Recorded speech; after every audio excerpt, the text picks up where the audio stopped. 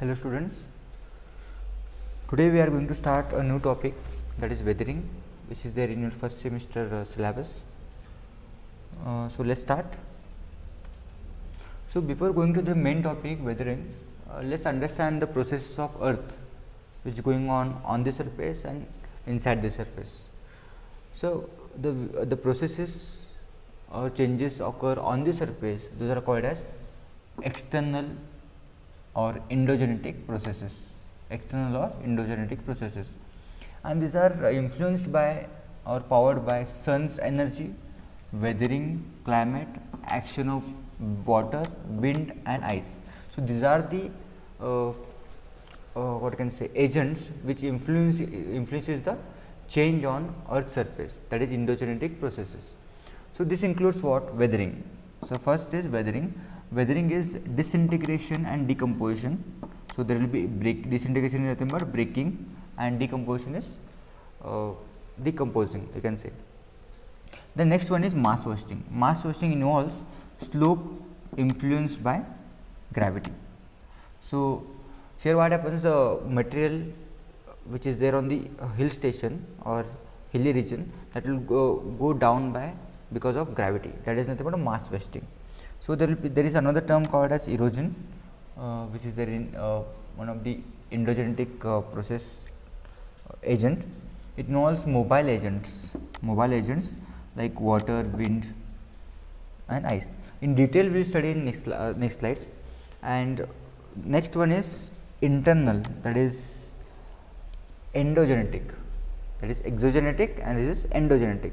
So endogenetic is nothing but these are derived from Earth's interior process like volcanism, earthquake, convection currents, plate tectonics. So these are all internal processes which are occurring beneath the surface. So those are called as endogenetic processes, and which occur on the surface, that is called as exogenic processes. So here you can see external processes. In brief I will discuss that, but in detail we will discuss here. So weathering is a physical breakdown and chemical decomposition of rocks working at or near to the earth's surface. So what happens, suppose one rock is there, so this is rock, say it is a rock, okay. So it will break into pieces. So this breaking is nothing but weathering. This breaking may be due to the sun's energy, water action, or many reasons will be there of that particular breaking of that particular rock. So sometimes what happens, there will be decomposition. So there will be chemical change in that particular rock. Same rock will be there, but due to some reason there will be chemical change on this particular rock. So this is nothing but decomposition. So due to chemical action there is something changing in that particular rock. That is one of the example, rusting. So iron will rust due to oxygen. So when it exposed to the oxygen atmosphere, it will rust. So that iron is a original product and rusted product is a weathered product. Same here what happens, rock will decompose and produce a different product due to chemical action. So next one is mass wasting. So mass wasting is transfer of rock and soil downslope under the influence of gravity. So what happens here, suppose this is a hilly region, hill. So suppose rock is there, rocks are here, okay, small pieces, weather pieces are there. Due to gravity,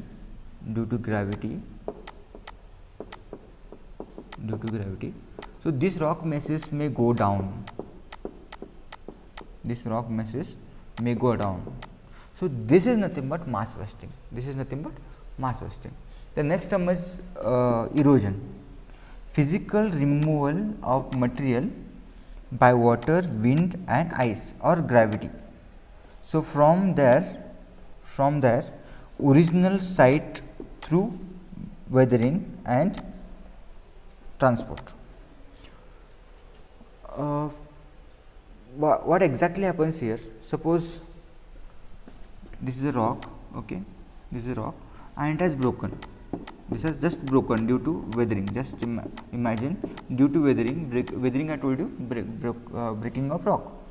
So this broken mass, suppose this is a broken mass, this mass will remove from this original rock and fall down due to water action or due to gravity, due to ice action, due to anything.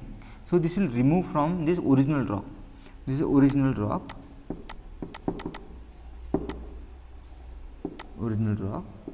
so this is the original rock. So from this rock, this broken particle is removed and fallen down due to some various reason, gravity, ice or wind or whatever reason is there. This removal from original rock is nothing but erosion. This removal from original rock is nothing but erosion. So next, weathering. There are two types of weathering. So one is mechanical weathering and second one is chemical weathering. So today we will discuss about mechanical weathering. So what happens in mechanical weathering? The processes that breaks a rock or material into smaller pieces without altering its chemical composition. So in last slide we have discussed that rock is there, and this has broken down into pieces without any change in chemical composition. Suppose the chemical composition of this is SiO2, that is silicon oxide. This will be also, the pieces which is there, broken pieces of this will be same as SiO2. So there is no chemical change in the particular parent rock. But in chemical weathering, what happens? The process that changes or change chemical composition of the rock and minerals. So what happens? Suppose this is a rock, okay, if it goes through chemical weathering,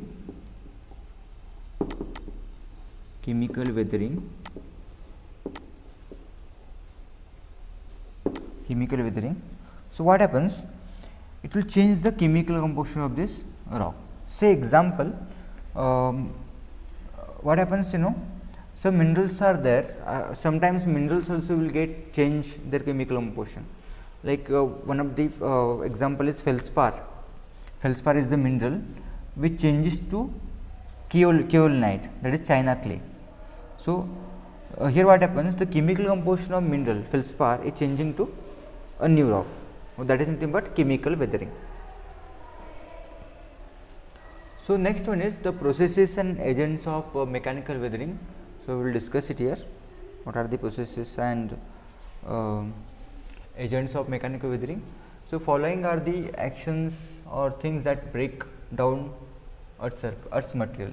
So due to these processes, a rock will break into pieces. This is a mechanical weathering, you can say. So there is rock will break because of frost weathering, rock will break because of thermal expansion, contraction, rock will break because of mechanical exfoliation, rock will break because of abrasion by wind, water and gravity, rock will break because of salt crystal growth and hydrolysis and biological, maybe plants, due to plants rock may break. So these are the, up to this one it is considered as mechanical weathering agents. So mechanically, without disturbing the chemical composition of the rock, so in frost action the rock will break, thermal expansion and contraction also there will be breakage of rock, mechanical exfoliation also there will be breaking of rock, abrasion by wind, water and gravity also there is a breakage of rock. But hydrolysis and salt crystal growth, it is also considered as chemical weathering, because there are chances of changing the chemical composition of original rock during the weathering. So first, in that first we will discuss frost wedging. So frost wedging means what? Cracking of rock mass by the expansion of water as it freezes into the cavities and cracks. So what happens? Suppose this is a rock, okay. This is a rock, okay. So there is a crack here, a small crack is there, okay. So in this crack, if water goes and freezes, or freezed water, you can say freezed water. So what happens, the result will be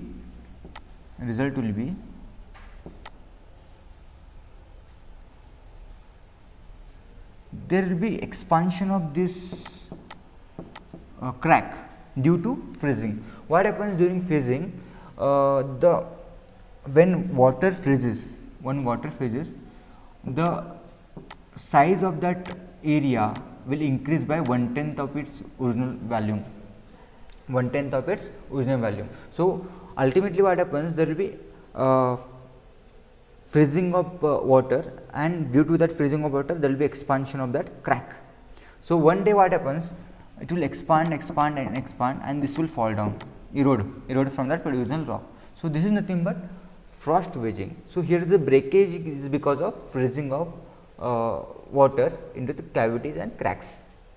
So here you can see the picture. So here you can see water has gone into this one, so it has expanded, and you can see due to expansion it has fallen down. So here you can see the phenomena, water will go, freezes, and it expands 1/10 of its original volume. So here you can see this is the water, and after freezing it will expand and there will be like this crack will form. Same thing like this. This is also the same. You can see the cracks because of expansion, because you can see here falling of rocks. You can see again one of the water is freezed. So this is how the expansion of rock will be there, and due to that so many things will occur. You can see the flag has fallen down due to expansion, and due to this what happens, one day this material will go down and down and down, and at the hill slope there will be huge deposition of this broken rocks, that huge deposition at the slope of the base of the mountain is called as talus. Next mechanical weathering agent is unloading. Unloading is typically associated with granites and basalt. These are two types of rocks, one is white color rock and one is black color rock. Here what happens, overlying rocks are eroded away, expose the deep seated igneous rocks. Here what happens, deep seated igneous rocks will expose to the atmosphere. Rock layers undergo differential expansion. Differential expansion means releasing of pressure on that particular rocks. So that gives the cracks in the rock, and there will be foliation or unloading, you can say. Rock tend to develop definite pattern of joints. I will show you in next slide the picture of this. Produce sheeting of rocks typically 10 to 20 centimeter thick. So there will be sheeting of rocks like this, which will form due to this unloading. Leads to formation of exfoliation domes. So there will be huge domes formed because of this one.